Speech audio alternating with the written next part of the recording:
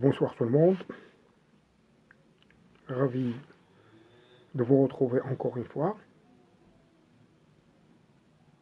Et je vous remercie beaucoup. Donc mes remerciements à de nombreuses personnes qui m'ont soutenu, aidé, m'accompagné depuis le début de mes séances. Et j'exprime tout particulièrement particulièrement ma gratitude à mes amis. Donc, pour entamer la séance, je vous propose le thème aujourd'hui de les enfants de la rue. Les enfants de la rue. Donc, pour cela,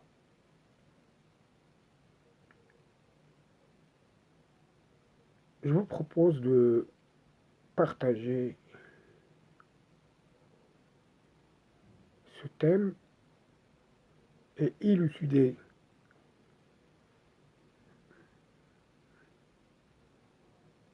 sa thématique en le partageant à des sous-titres ou des questions. Donc, premièrement, on se demande qui sont les enfants de la rue et les différents types d'enfants de la rue, que ce soit les enfants dans la rue ou les enfants de la rue. Encore une fois, je vous propose la situation des jeunes filles de la rue, en particulier le travail des enfants, que ce soit dans le sens aspect général ou les différentes formes d'exploitation. Autrement, on se demande qu'en est-il de Maroc, suivant les statistiques, que ce soit mondial, on fait un comparé entre mondial et national, et on demande aussi quelles sont les causes de ce phénomène. Ensuite, on parle des causes. Ensuite, automatiquement, on doit relever les conséquences et les solutions.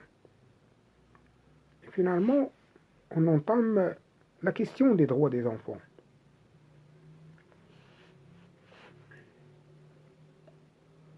Donc, en ce qui concerne qui sont les enfants de la rue,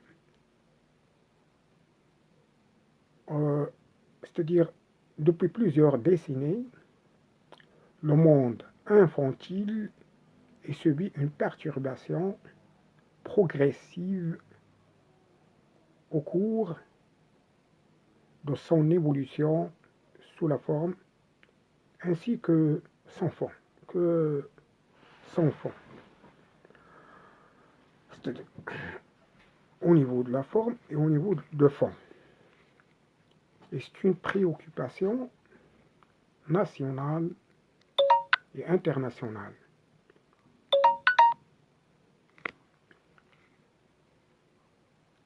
Face à la dépravation et à la déchéance qui subissent des enfants à travers le monde. Et cependant, la menace de la rue est toujours présente et cause des dégâts considérable, voire irréversible sur l'enfant, la famille et la société elle-même. Voir des enfants déchus dans la rue est pénible et insupportable.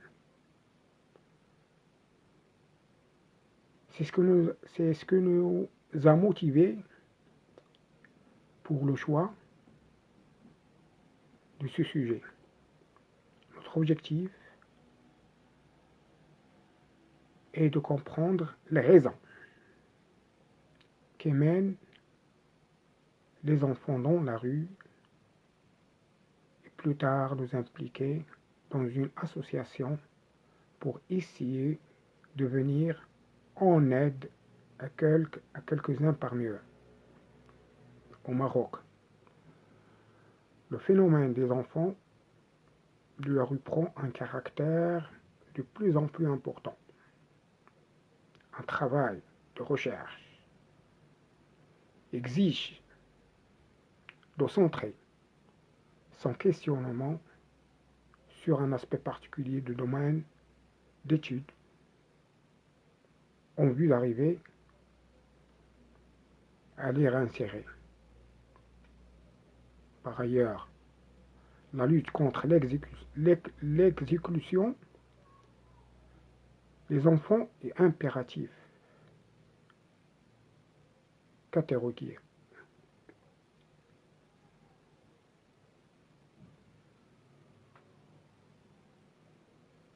L'enfant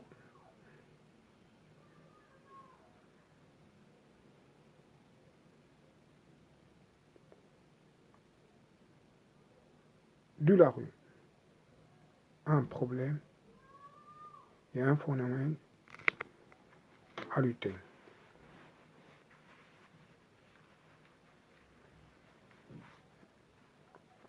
Donc, ces différents types,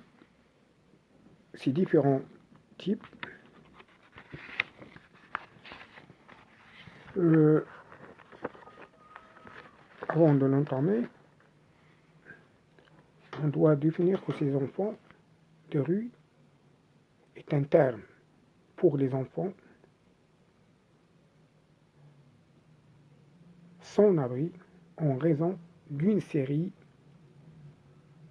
de raisons socio-économiques qui vivent dans la rue d'une ville ou d'un village, pour qui la rue, y compris les logements inoccupés et fraîches, est devenue la maison et leur source de subsistance.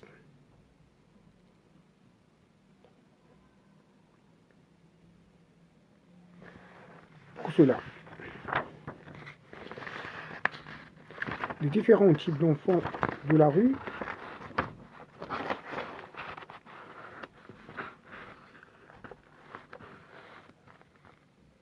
se rencontrent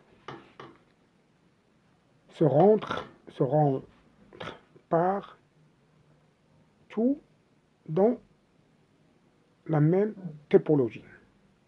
Bien que la situation familiale ou encore la situation de chacun de ces enfants soit tragique, il faut distinguer entre deux catégories fondamentales, et ce sont les enfants dans la rue et les enfants de la rue.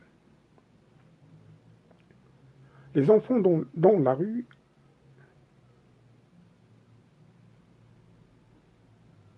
ils visitent leur famille régulièrement et pourraient même retourner tous les soirs pour dormir à la maison, mais ne vont plus à l'école. Ils sont exposés journellement au danger de la rue, poussés souvent par leur famille, afin de fournir un revenu pour leur famille, ou pour eux-mêmes.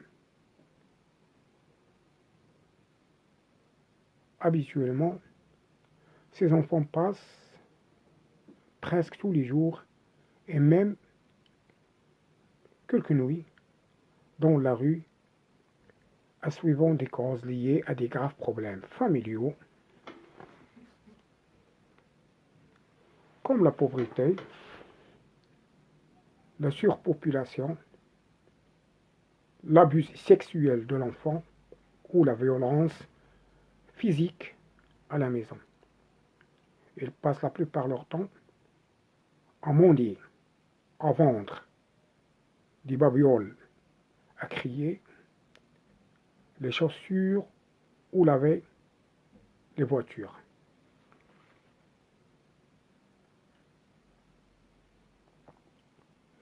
Et en ce qui concerne les enfants de la rue, ce sont des enfants âgés de moins de 18 ans et qui passent la plupart de leur temps dans les rues.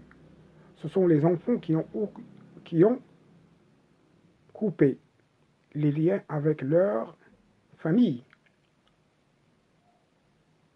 et qui vivent en permanence dans la rue, de jour comme de nuit. De nombreux enfants peuvent quitter leur famille à un jeune âge en raison de la violence physique, émotionnelle. Donc il s'agit des enfants les plus exposés et les plus misérables puisqu'ils ne peuvent plus compter sur personne et doivent se débrouiller pour suivre.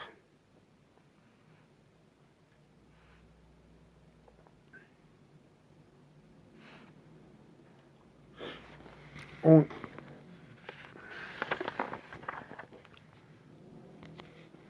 donc, on passe à la situation des jeunes filles de la rue.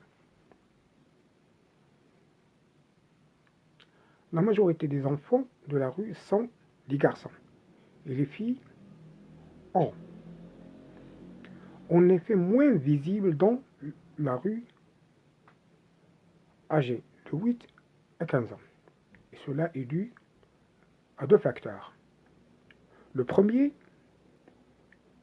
est qu'elles sont moins aventureuses et hésitent plus à quitter leur milieu familial.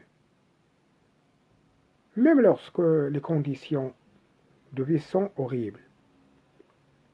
La seconde raison est qu'ils travaillent de façon moins visible, comme domestiques, ouvrières, dans les ateliers secrets et illégaux, ou comme prostituées sur les trottoirs ou même dans les établissements spécialisés. Donc, on a défini la situation occupée par des jeunes filles de la rue. On passe en ce qui concerne le travail des enfants. Pour entamer, je relève l'aspect général en ce qui concerne la Journée mondiale de l'enfance qui vient de rappeler de plus de 250 millions d'enfants à travers le monde sont condamnés à travailler. Et selon les derniers chiffres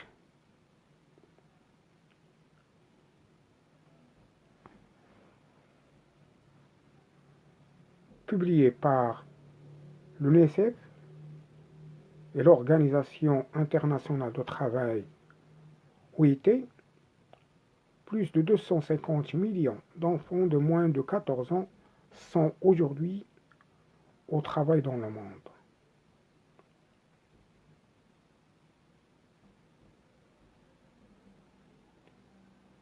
Personne n'oserait affirmer publiquement que l'exploitation des enfants comme prostituées est acceptable en quelque circonstances que ce soit. La même chose est vraie du travail des enfants en servitude, expression employée largement pour désigner la mise en esclavage de fait de l'enfant pour rembourser les dettes contractées par leurs parents ou leurs grands-parents. Et également, des industries connues pour les graves risques qu'ils présentent pour la santé et la sécurité.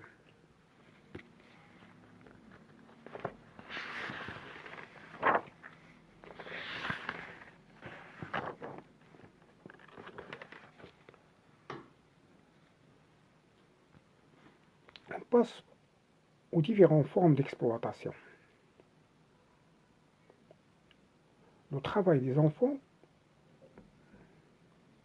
revêt des formes très diverses, pouvant classer en 4 grands types dont aucun n'est propre à une région du monde.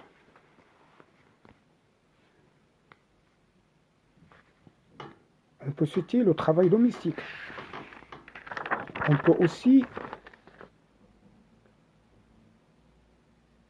citer les métiers des rues, le travail dans l'industrie et les plantations, l'exploitation sexuelle,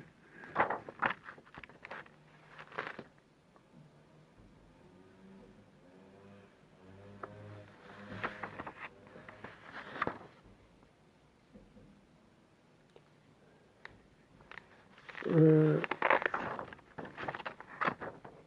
l'exploitation sexuelle. Donc on passe au qu'en est-il au Maroc? Chinkara. C'est ainsi qu'on appelle cruellement les enfants de la rue au Maroc. هذه هي التسمية اللي كنطلقوا على هذوك الدراري ديال الزنقة. Chinkara.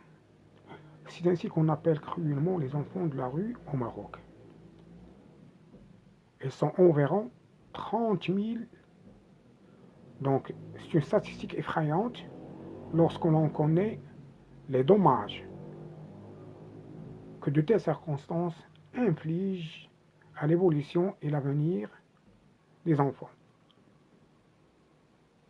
vivant dans la pauvreté, à l'extérieur du système scolaire. Ces enfants sont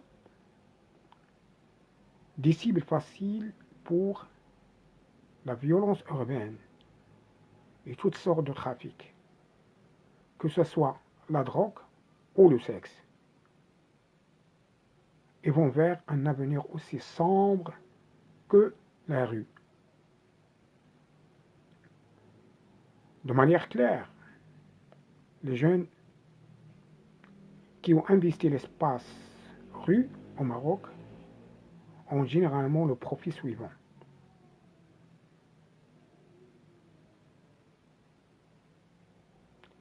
Âge entre 7 et 17 ans,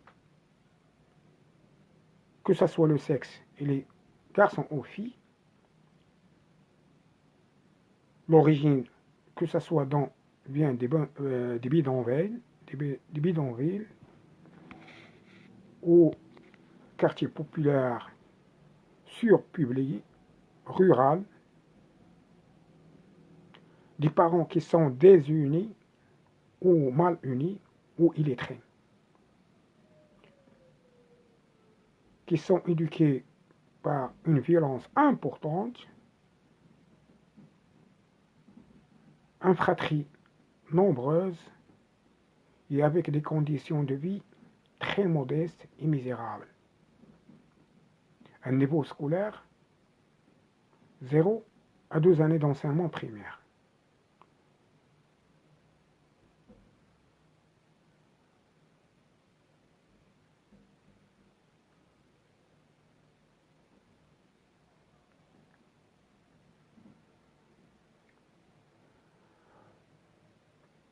En ce qui concerne les statistiques, à comparer les statistiques mondiales ou nationales,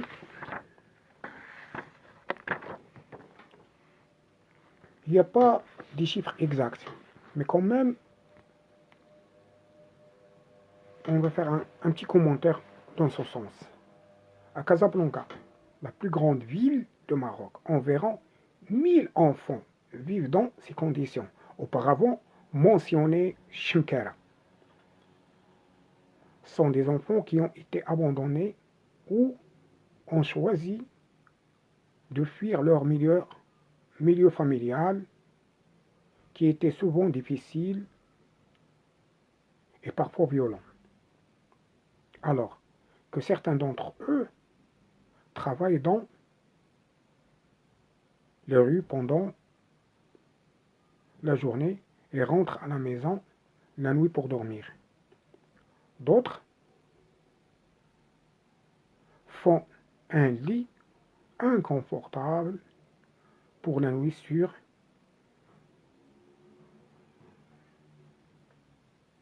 une seule boîte de carton.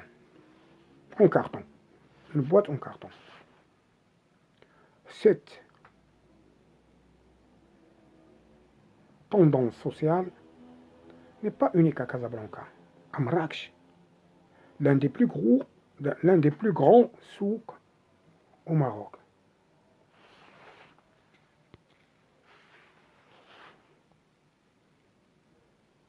Les millions de touristes ne sont pas les seuls, mais les enfants de la rue ont également mis en place la maison là-bas, parfois organisée en clans, et gagnent quelques centimes à proximité de célèbres marchés en vendant des paquets de mouchoirs, des porte-clés et d'autres produits, avec quelques dirhams.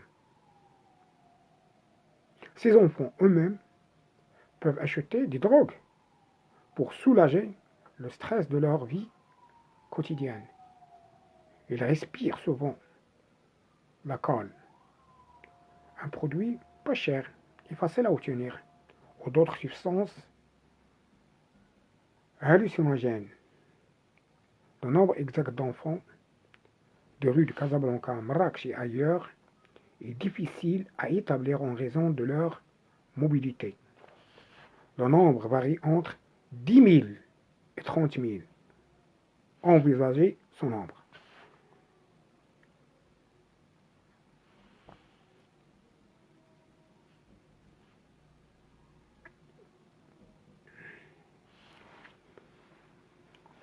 Oui.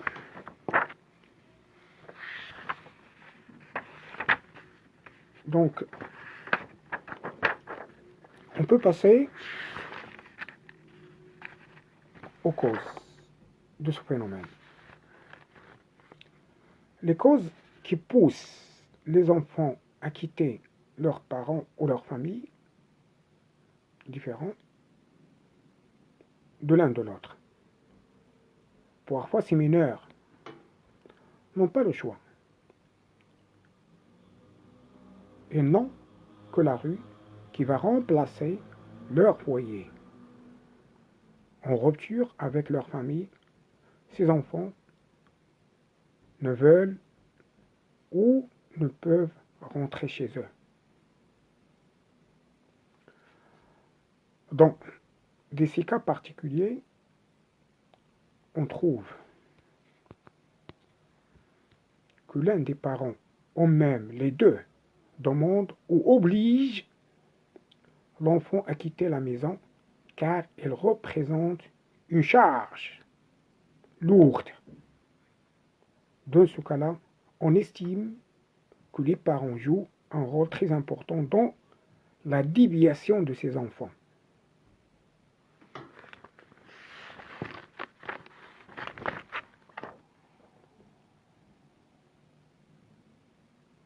On vient de relever les causes. Maintenant, on doit sortir quels sont ces types de causes. Ces types de causes, ils sont des causes personnelles, familiales, Euh, la désintégration de la famille, la désintégration de la famille, oui, la violence familiale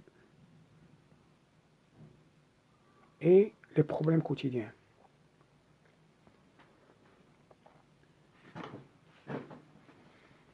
Euh, aussi les causes sociales.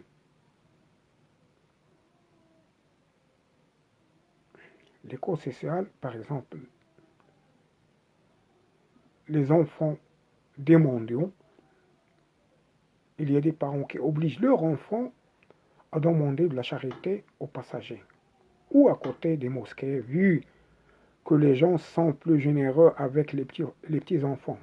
اللي كيطلبوا حدا الجامع يسعطوا عليهم اللي كيشوفوا الناس اللي كيخرجوا من الجامع généreux sont كيحنوا. Et chaque jour, ils ont une somme d'argent qu'elles doivent récolter. كيولفوا هاد الحصيلة يوميا ديال الفلوس. Ils n'arrivent pas. Les parents sans hésiter rendre la vie difficile à leurs propres enfants. Ils seront sévèrement punis. Aussi, on parle sur les enfants dont la mère s'adonne à la prostitution. La prostitution. La plupart des femmes se prostituent par nécessité.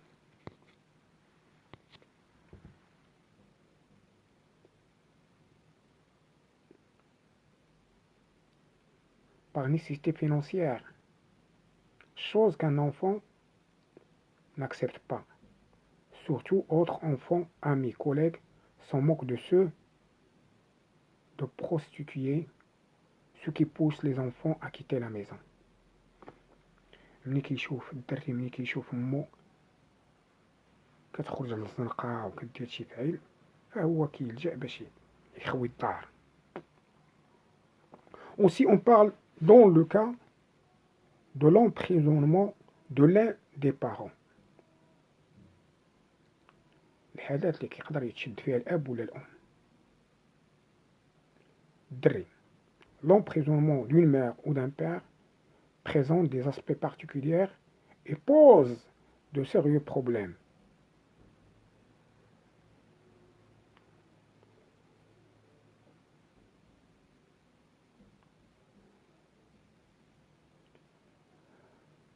Et par conséquent,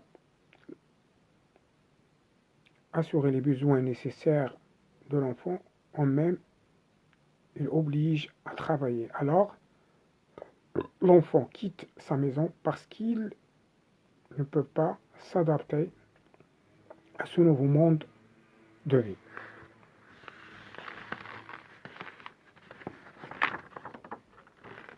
On peut parler encore des enfants handicapés. Et je m'arrête sur ce mot, car ces enfants ont beaucoup de difficultés dans leur vie, par exemple, le déplacement, la communication, les activités quotidiennes, l'éducation. Donc, ils représentent un fardeau pour leur famille, alors ils cherchent la fuite pour se libérer. On peut parler de la non-scolarisation. Les enfants non scolarisés sont des enfants inscrits mais qui ne fréquentent pas, qui croient que l'école est une perte de temps. Par conséquent, ils obligent leurs enfants à les aider financièrement.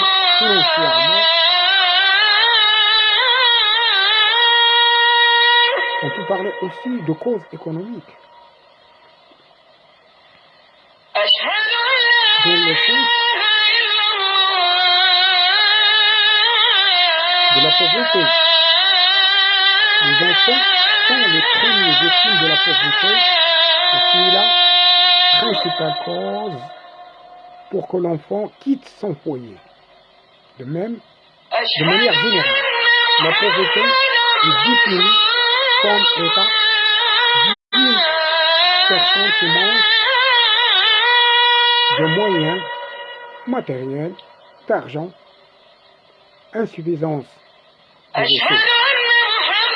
Or, la pauvreté n'a pas uniquement une dimension matérielle, les éléments qualitatifs sont également à prendre en compte. Comme par exemple la capacité d'utiliser les ressources dont disposent les individus. La pauvreté empêche les enfants d'éducation d'accès aux soins de santé,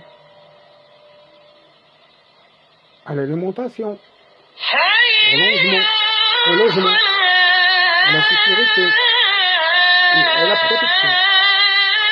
On peut affirmer que la pauvreté est la principale cause. On peut affirmer que la pauvreté, c'est la principale cause de la violation des droits de l'enfant. On peut parler aussi des enfants travailleurs.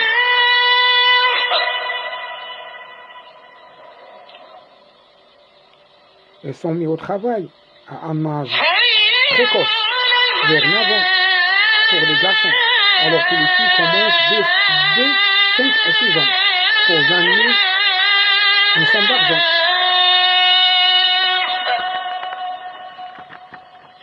On peut parler ainsi le taux de chômage élevé. Le chômage.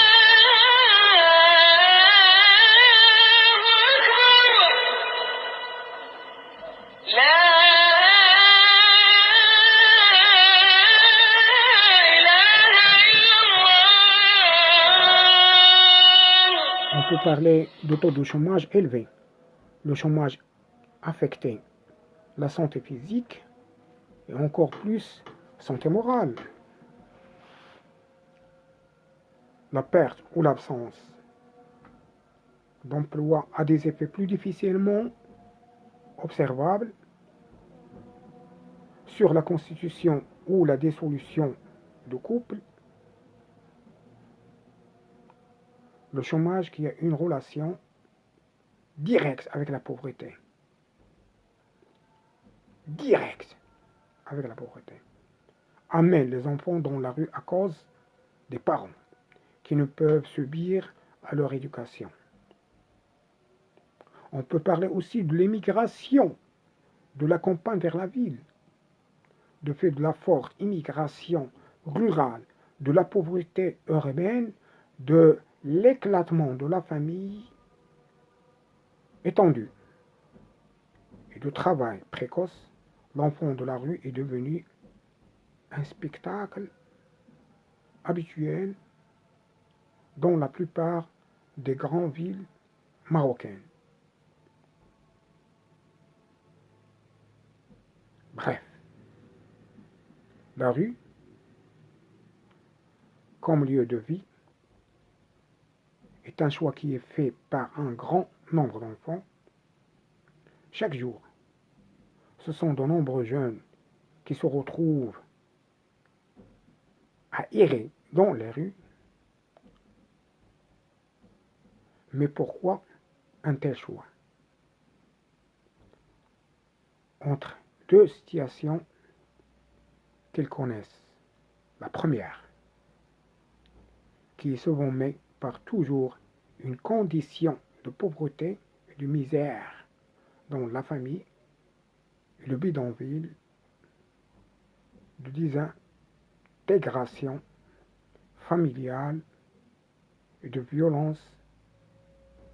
Et la deuxième, la vie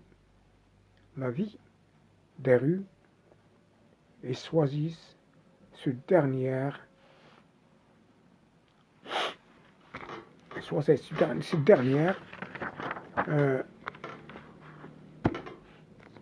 comme ça.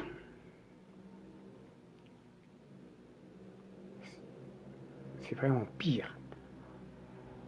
Donc, on passe en ce qui concerne les conséquences.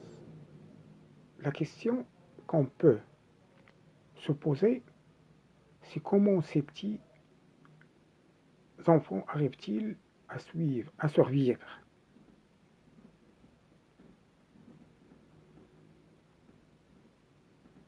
Une fois dans la rue, les enfants deviennent vulnérables à toute forme d'exploitation et de maltraitance, de la maison à la rue. Il y a tout un bouleversement des habitudes. Leur vie quotidienne n'a plus rien à voir avec l'enfance. Elle devient très agressive parce qu'ils sont harcelés ou battus par d'autres enfants qui sont déjà à la rue, des vagabonds, schmecklia, alors qu'ils préfèrent rester avec des adultes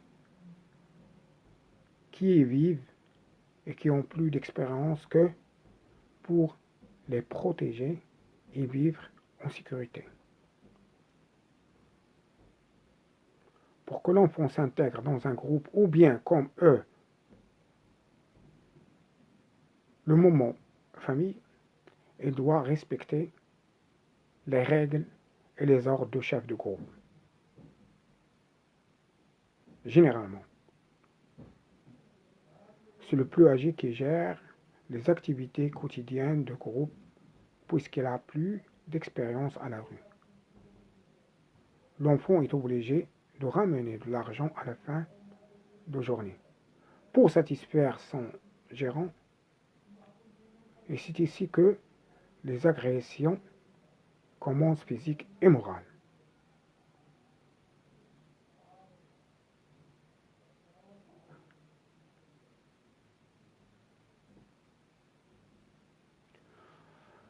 Donc, je crois tout dit, euh, révéler tous les aspects, ce qui reste une vision. Ce n'est pas une solution, mais une vision. Redonner à l'enfant l'occasion de connaître une vie normale est plus simple et l'objectif de l'ensemble des acteurs qui défendent en faveur de ces droits quand un groupe de personnes s'est donné ce but commun, il reste à savoir comment l'atteindre. Et plutôt que de parler d'insertion, il serait plus juste d'adopter de termes de réinsertion dans le sens d'un processus constitué à remettre dans un groupe donné une personne qui se serait écartée de règles, des normes, des valeurs préétablies par ce groupe en lui faisant bénéficier des mesures, soins, soutien de diverses natures, accompagnement. Accompagnement.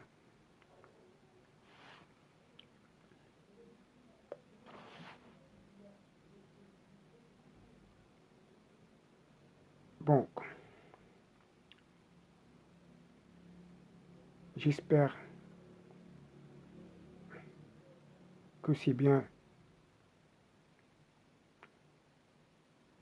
révélé et bien élucidé. Et je vous souhaite une bonne soirée.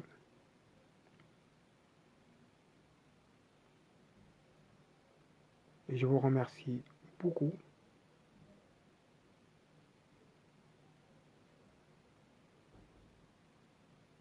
Et je vous dis au revoir à une nouvelle séance. Et merci.